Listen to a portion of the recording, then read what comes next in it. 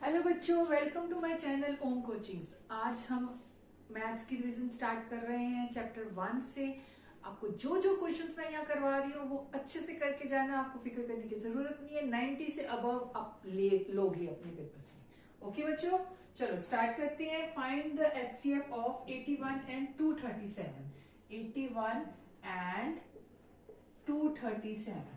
अब इसको हमने लिखना होता है, इक्विलेट डिवीजन एल्गोरिथम होती है a is equal to B Q plus R. A क्या होता है? डिविडेंड। और b क्या होता है? ये क्वोशिएंट मल्टीप्लाई बाय डिवाइजर और प्लस रिमाइंडर। ठीक है, इस फॉर्म में लिखने के लिए सबसे पहले क्या करना पड़ेगा? इसको आप एचसीएफ निकालोगे लॉन्ग डिवीजन मेथड से। 81 रखा बाहर और 237। अब ये 81 यहां रफ वर्क करते हैं हम थोड़ा सा। 81 2 जा 162 और 81 3 जा 243। तो ये तो जाएगा नहीं, 2 से जाएगा 2। कितना आया? 162 5 7। और यहाँ पे 81, ये जो चीज है इधर आ जाती है, तो ये हो गया 1 जा जाएगा 75, आ गया 6। और अब जाएगा यहां से, ये जो 75 था वो इधर आ गया। 75 1 जा 6 5, तो 2 जा 3 बच गया। अब ये वाला आना था 6, ये चला गया तो 6। ठीक है, अब इसको इस फॉर्म में लिखना है। कैसे लिखोगे? फर्स्ट में ये आ गया आपका डिविडेंड क्या था? ये तो 237 इज इक्वल टू, ये बेटा ये चीज रफ वर्क में करनी है आपने। ये जो मैं लिख रही हूं ना, ये लिखना है आपने। ठीक है, क्लियर हुआ? इक्विलेट डिवीजन एल्गोरिथम ये इस फॉर्म में लिखनी है। तो ये आ गया आपका डिविडेंड और ये आपका डिवाइजर क्या है? 81। 81 मल्टीप्लाई क्वेश्चन क्या था? 2 प्लस आपका रिमाइंडर कितना आया? 75। अब ये जो डिवाइजर था ना, अब ये डिवाइजर क्या बन गया? डिविडेंड बन गया इस केस में। 81 is equal to 75 multiply by ये और ये मल्टीप्लाई 1 प्लस रिमाइंडर 6। अब इसमें आ जाओ तो 75 ये जो था ये इधर चला गया। 75 is equal to 6 multiply by 12 plus 3 remainder. और लास्ट में 6 आया यहाँ पे, ये जो था डिवाइजर था वो बन गया आपका यहाँ पे dividend. 6 is equal to 3 multiply by 2 और प्लस रिमाइंडर आ गया 0। जब 0 आ जाता है तब रुकना है। ये आपका आंसर आ गया। ठीक है जी, अच्छे से क्लियर हुआ? अगर कोई प्रॉब्लम आ रही है तो आप कमेंट सेक्शन में जाके लिख सकते हो, मैं आपको प्रॉब्लम सॉल्व कर दूंगी। बेटा अच्छे से करके जानी है, एक एक चीज समझ के जानी है अच्छे से, ताकि आप 90 से अबव स्कोर कर सको। मैथ्स में तो 100 स्कोर करना भी इजी होता है, इतना टफ नहीं है अगर सारे पॉइंट्स क्लियर हो तो। ओके, नेक्स्ट है इन सब में वो कह रहा है find the greatest number that will divide 4 4 5 5 7 2 और 6 9 9। इसमें से लीविंग द रिमाइंडर 4 माइनस कर दो और फिर 5 माइनस कर दो और यहां से 6 माइनस कर दो। तो आंसर्स क्या आएंगे? 4 4 1 और यहाँ पे 12 में से 5 गए 7 6 और 5, यहाँ पे 6 9 और 3। अब ये दो लेकर मैं एचसीएफ निकाल रही हूँ। 5 6 7 बाहर और 6 9 3, ये 1 जा जाएगा 5 6 7। 13 में से 7 गए 6, यहां रह गया 8, 8 में से 6 गए 2, इधर से कुछ लिया ही नहीं तो ये 1 ही रहा। यहां से 5 6 7, अब ये 1 2 6 4 से जाएगा 4 24 8 9 10 और 5 5 0 4, ये कितने जा गया? 4 जा। तो 7 में से 4 गए 3 और 63, ये आ गया 1 2 6 2 जा। ठीक है, क्लियर हो रहा है? तो एचसीएफ इसमें से क्या निकला? 63। अब 63 के साथ 441 हमने डिवाइड करना है।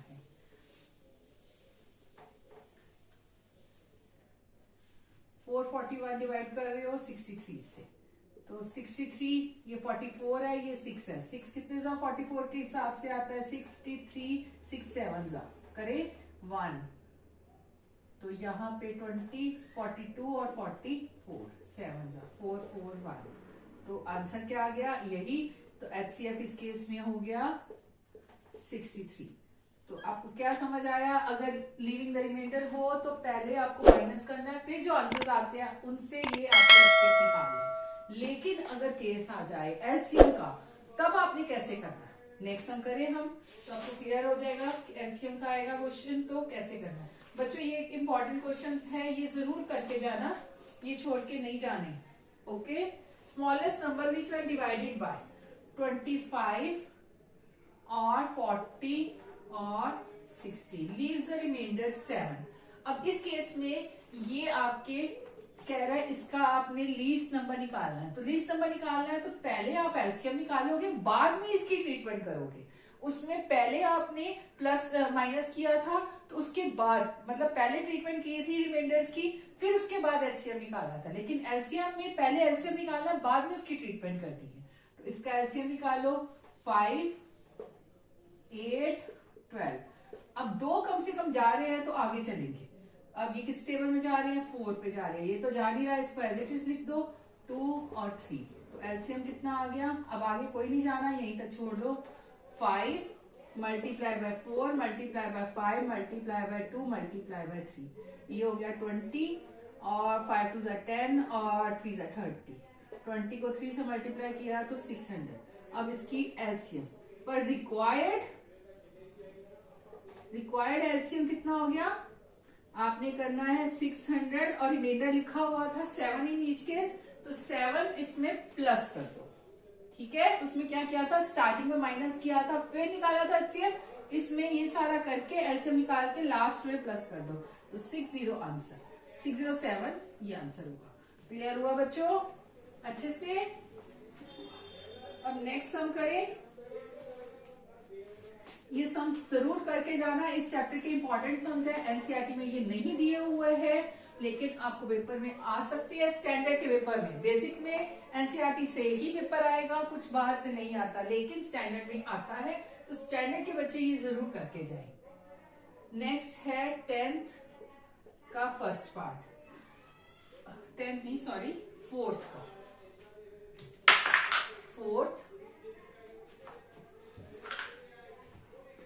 4th में है कैन टू नंबर्स है 14 as HCF and 204 as LCM. HCF कहता कि कोई ऐसे दो नंबर है जिसका एचसीएफ 14 हो और एलसीएम 204 हो, मतलब कि दोनों का जब एलसीएम निकालो तो 204 निकले और एचसीएफ 14। तो ये निकालने के लिए क्या करोगे? ये एमसीक्यू के फॉर्म में भी आ सकता है क्वेश्चन। आपने क्या करना है? सिर्फ एलसीएम जो दिया हुआ है, आपने एलसीएम ओवर एचसीएफ करना है। तो अगर इसका नंबर होल नंबर में आता है तो यस, अगर नहीं आता, जैसे फ्रैक्शन में आ जाता है, डेसिमल में आ जाता है, तो नो। ठीक है, तो हम करके देखते हैं, पूरा सॉल्व होता है। 204 को डिवाइड किया 14 से, 102 7 के टेबल में जाता है, 7 1 जा 1 7 और 42 6 जा, हाँ जी चला गया 16। ये होल नंबर आया तो आपने लिखना है yes these are LCM and HCF of two numbers, two whole numbers है, two numbers। क्लियर हुआ? यस आंसर आएगा। ठीक है, क्योंकि होल नंबर आ चुका हुआ है। आगे है check whether 4th 5th। Next आगे है 5th में कह रहा है check whether 4n can end with the digit 0। 4n can end with the digit 0 for any natural numbers n। देखो, अगर नेचुरल नंबर 4 का n लेते हैं, n इजिकल टू 1 लेते हैं, यहाँ 1 आया तो 4 आया। 4 की पावर अगर n इजिकल टू 2 ले लो तो इसकी पावर 2 है, यानी कि 4 मल्टीप्लाई बाय 4 तो 16 आ गया। n की पावर अगर 3 ले ले तो 4 की पावर 3 हो गई, तो 4 मल्टीप्लाई बाय 4 मल्टीप्लाई बाय 4, तो ये कितना आ जाएगा, ये 4 16 4 सा 4 6 24 और 64 आ गया। तो अब क्या क्या आ रहा है, 4 6 4, अगला भी 6 आ जाएगा ऐसे, तो मतलब जीरो नहीं आ रहा, यूनिट प्लेस पे जीरो नहीं आ रहा। यूनिट प्लेस पे जीरो कब आता है, जब ये 5 से मल्टीप्लाई करे, वैसे नहीं आएगा। तो हम लिखेंगे कैसे इसको, ये तो सॉल्व करके चेक कर लिया कि नहीं आएगा। नो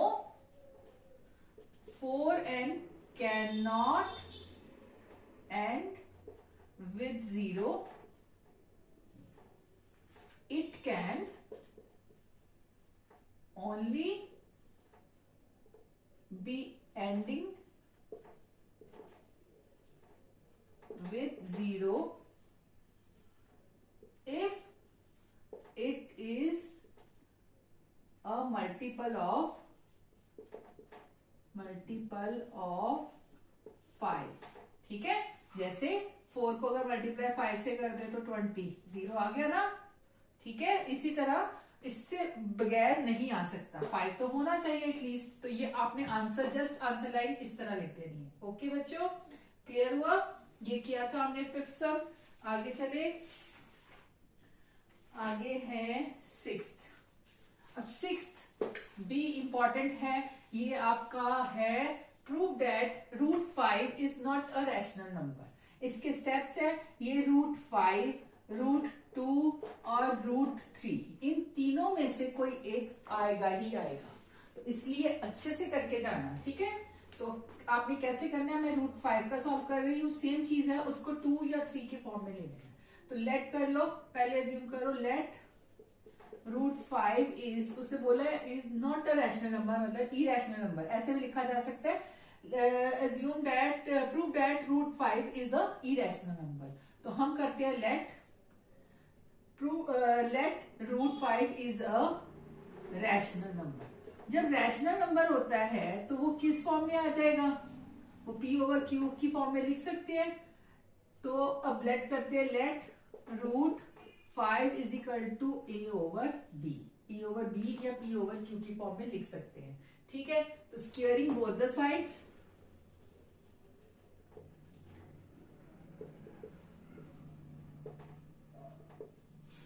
ये हो गया 5 रूट 5 को मल्टीप्लाई बाय रूट 5 करेंगे तो क्या आ जाएगा, एक 5 आ जाएगा। 5 is equal to A square over B square, तो इधर ले जाओ, A 5 B square is equal to A square, और A square is equal to 5 B square. ये आ गया आपका आंसर, इसको 1 मार्क करो। फिर आगे चलो नेक्स्ट स्टेप में,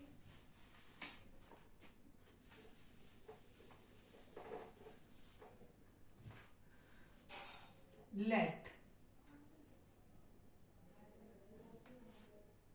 a इज इक्वल टू, ये b लिया था ना, अब 5 c ले लो, तो अब स्क्वेयरिंग बोथ द साइड, इसको भी कर लो।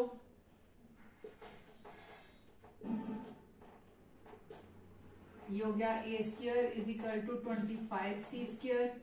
ठीक है, ये 2 हो गया, तो फ्रॉम 1 एंड 2, बेटा इस सम में कोई लॉजिक नहीं है, इसको आप एज इट इज आप इसको स्टेप्स याद कर लो, ये करने जरूरी है।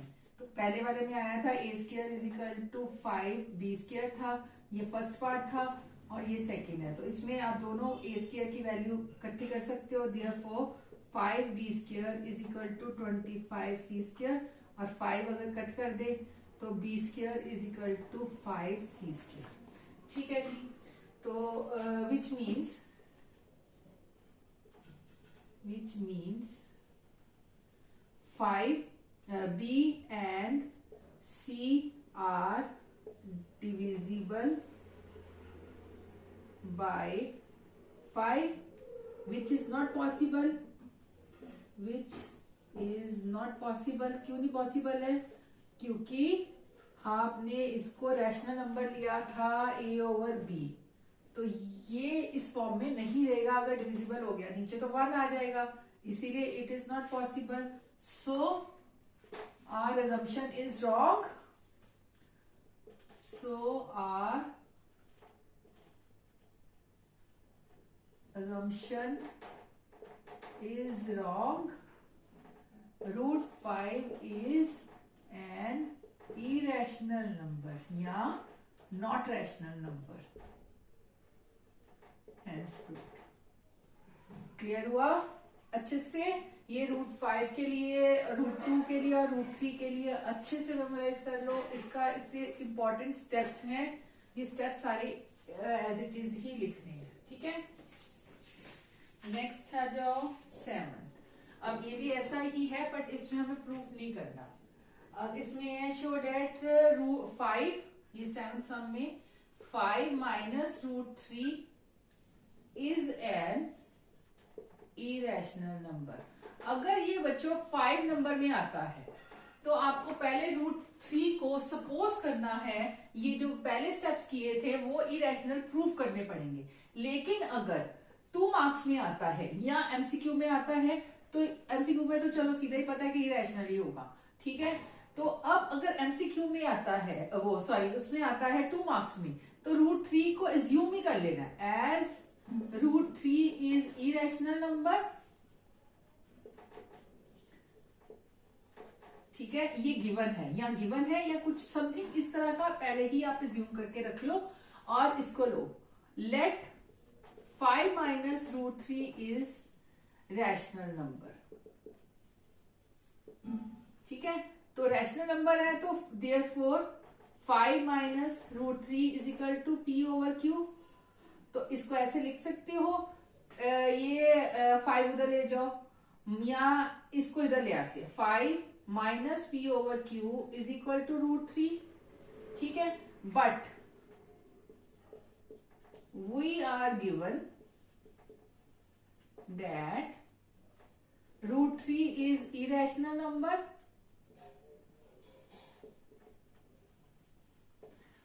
तो इरेशनल नंबर के इक्वल जो होगा वो भी इरेशनल नंबर होगा. ठीक है, तो देयरफॉर आवर असम्पशन इज, फिर लिख दोगे therefore our assumption is wrong. और ये वाला स्टेप यहाँ पे आ जाएगा. 5 minus root 3 is an irrational number, hence proved. ठीक है, इसके बाद से ये इसके लिख दो. So our assumption is wrong. 5 minus root 3 is an irrational number, hence proved. Clear हुआ? ये कुछ ऐसे ही करने वाले सम्स होते हैं, उनको आपको डिटेल में समझने की जरूरत नहीं है, बस इसके स्टेप्स याद रखना और ये सम्स आते होते हैं. चलो नेक्स्ट हम करते हैं. अच्छा, अब ये समझ आया कि रैशनल नंबर जो होते हैं ये हो गए पी ओवर क्यू के फॉर्म में, और इरेशनल नंबर जो होते हैं वो रूट 3 अगर कहीं रह जाता है या रूट में कुछ रह जाता है जो सॉल्व नहीं होता. देखो रूट में 25 आएगा, ये सॉल्व हो गया, 5 हो गया, तो ये रैशनल नंबर हो गया. ये इरेशनल था यहाँ पे, ये नहीं है, रूट 25 नहीं है क्योंकि वो जाके 5 में कन्वर्ट हो गया, तो ये रैशनल नंबर हो गया. ठीक है, तो इसी तरह कुछ एग्जांपल्स हैं, ये एमसीक्यू के फॉर्म में आ सकते हैं. ये करते हैं थोड़े से, जैसे इसमें लिखा हुआ है कि 7 प्लस रूट 5 और 7 माइनस रूट 5, ये इसको सॉल्व बताओ कि ये रैशनल है इरेशनल है. तो इसमें देखो ये हो गया ना आपका a प्लस बी की फॉर्म और a माइनस बी का, तो इसका क्या होता है a square minus b square. तो इसका क्या बनेगा 7 का स्क्वायर माइनस रूट 5 का स्क्वायर. सॉल्व करने पे पता लगा 49 माइनस 5 यानी कि 44. तो ये होल नंबर आ गया, यानी होल नंबर्स कौन से होते हैं? Rational number. तो ये रैशनल हो गया, यहां से दिख भी रहा है लेकिन ये रैशनल है. इसी तरह अगर आ जाता है 1 ओवर रूट 7, तो इसको कैसे करोगे मल्टीप्लाई रैशनलाइज करने के लिए? नीचे कभी भी नहीं रहने देना, नीचे हमेशा रूट को कवर करना है. तो रूट 7 ऊपर आ गया और जहां पे 7, तो ये कवर नहीं हुआ, ऊपर का एज इट इज रह गया, तो मतलब ये इरेशनल नंबर, ये इरेशनल रूट में रह गया ना और सॉल्व भी नहीं होना. तो ये ऊपर वाला रैशनल था और नीचे वाला इरेशनल नंबर. क्लियर हुआ? चलो नेक्स्ट करते हैं.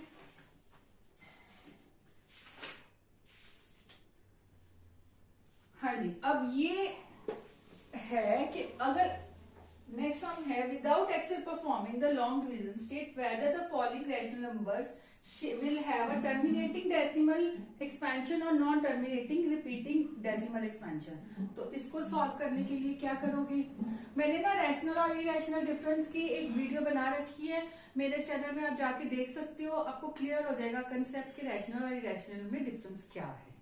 ठीक है, अच्छा अब ये इसने लिखा हुआ है कि आपने 13/3125 ये विदाउट सॉल्विंग बताना है कि ये रैशनल है कि इरेशनल है। अभी मैंने बोला कि अगर ये सॉल्व हो जाए या पॉइंट्स में डेसिमल में आ जाए, डेसिमल रुक जाए, टर्मिनेट कर जाए, जैसे 2.45, वो वीडियो में जाके देखना, मैंने पूरा क्लियर बताया हुआ है कि रैशनल में और इरेशनल में डिफरेंस क्या है। रुक गया तो ये रैशनल नंबर है। तो ये रुकेगा कब, जब नीचे समथिंग कुछ ऐसा हो कि ऊपर जाके वो पॉइंट्स रुक जाए। तो वो हमने सॉल्व तो करना नहीं है, इसको सॉल्व करके देखना नहीं है, तो हमने क्या करना है, सबसे इजी मेथड 3125, इसका एलसीएम लो। 2 के टेबल में जाता है, नहीं जाता। 5 के टेबल में हाँ जी जाएगा। 5 में 6 जा, फिर 2 जा और 5 जा, फिर 5 के टेबल में जाएगा 1 जा, 2 जा और 5 जा, फिर 5 के टेबल में जाएगा 2 और 5 तो रुक गया। तो 13/5 की पावर 1 2 3 4 5। बच्चों अगर डिनोमिनेटर में 5 आ जाए, 5 पावर कुछ भी हो, पावर n और 2n इस तरह आ जाए, या 5 की पावर समथिंग और 2 की पावर जैसे n और m समथिंग कुछ भी अलग अलग आ जाए, तो यस इट इज टर्मिनेटिंग या yes it is rational number. ठीक है, ये टर्मिनेट हो जाएगा, टर्मिनेट हो गया तो rational number, yes it is rational number. लेकिन अगर यहाँ 5 2 ये जब एलसीएम ले रहे हो इसमें कोई और नंबर आ जाता है तो no it is not a rational number, it is a irrational number. Clear हुआ, ये विदाउट एक्चुअल परफॉर्मिंग से ये आप कर सकते हो। मैंने एक पार्ट कर दिया, बाकी आप खुद कर लेना, इजी है, कोई प्रॉब्लम नहीं आएगी। फिर भी लगती है प्रॉब्लम आती है तो कमेंट सेक्शन में जाके लिखना, मैं सॉल्व कर दूंगी। अब जैसे ये सम नेक्स्ट आया है, इसमें भी वो कह रहा है कि हमें बताओ कि ये रैशनल है या इरेशनल। अब आप क्वेश्चन आपकी स्क्रीन में आ रहा है सामने, अब देखो फर्स्ट जो है वो टर्मिनेट हो गया है ना, तो टर्मिनेट हो गया तो वो क्या हो गया, रैशनल नंबर। दूसरा जो है सेकंड पार्ट वो आगे कॉन्टिन्यूस जा रहा है तो वो क्या हो गया, इरेशनल नंबर। तीसरा जो है, तीसरा में टर्मिनेट नहीं हुआ लेकिन कॉन्टिन्यूस पैटर्न बना के जा रहा है, तो वो कौन सा होगा, वो भी rational number.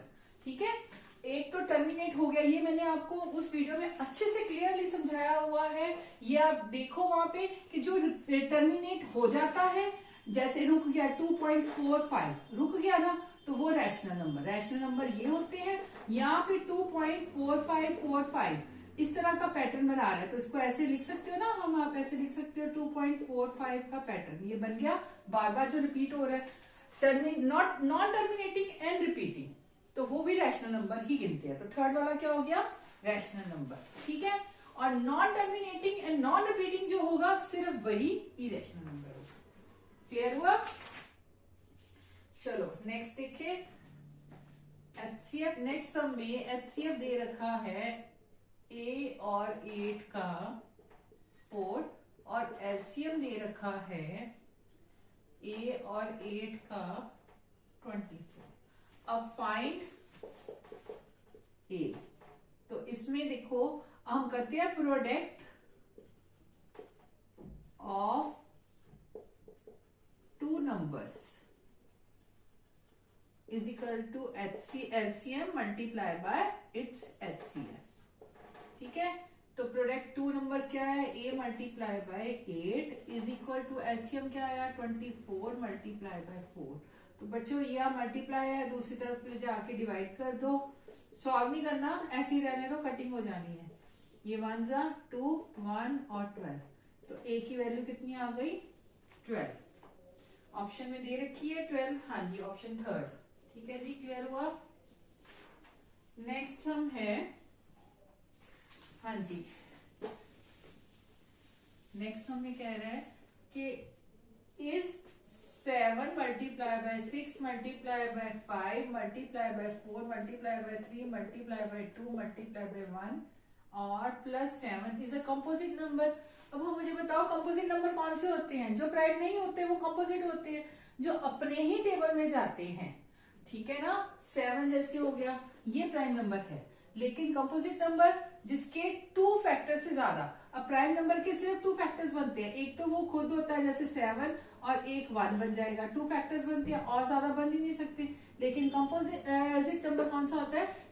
Which contains more than 2 factors. तो पहले इस दोनों में से इसका और इधर ऐसे 1 ले लो, ठीक है, ऐसे कर लो, और 7 बाहर आ गया तो बचा क्या? 6 multiply bye 5 multiply by 4 multiply by 3 multiply by 2 और प्लस 1 यहाँ पे। तो इसका मल्टीपल एक तो 7 हो गया, एक यहां से मल्टीप्लाई जो करेंगे वो आ जाएगा, जैसे 30 और 4 से 12 24 प्लस 1, तो 24 को 3 से 12 6 7 21 हो गया ना, प्लस 1 किया, और ये 2 फैक्टर्स तो यही बन गए, एक 1 तो है, यानी it has more than 3 factors, तो yes it is a composite. ठीक है, ये प्रूव करना है इस तरह।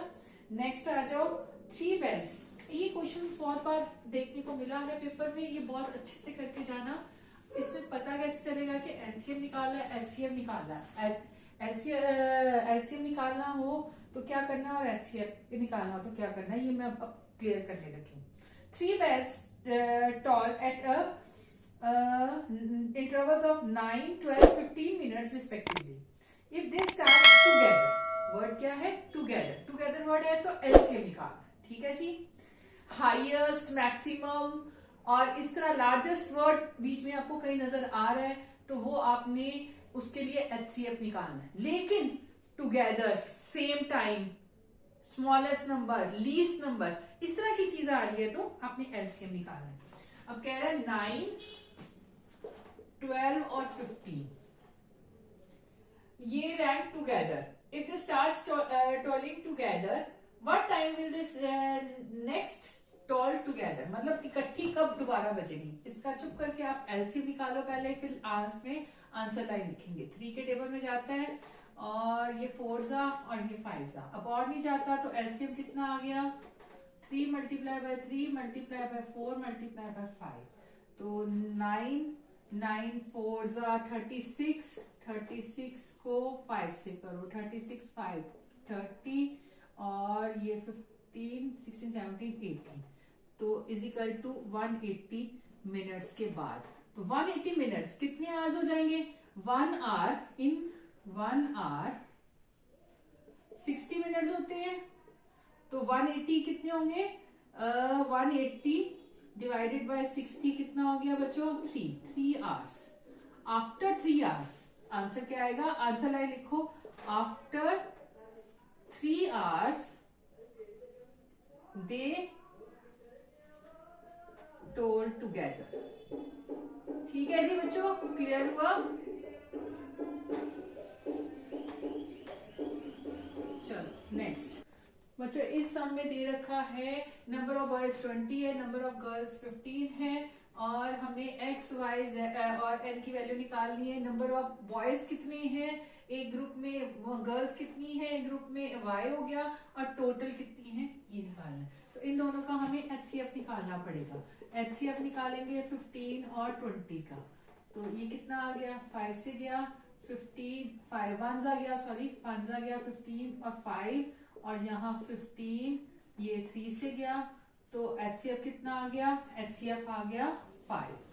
ठीक है, अब आपने क्या करना है? एक्स की वैल्यू ढूंढनी है। तो x number of boys in a group कितना हो गया? एक्स इज इक्वल टू 20/5 यानी कि 4, और y की वैल्यू ये आ गई 4। y कितना आ गया? 15/5 इज इक्वल टू 3, तो y आ गया 3। और नंबर ऑफ गर्ल्स और बॉयज कितने हो जाएंगे हर ग्रुप में? 4 + 3 इज इक्वल टू 7। ये आंसर आ गया। क्लियर हुआ ये सब अच्छे से? और देखो कोई इंपॉर्टेंट है तो आप वो कर लो। नेक्स्ट है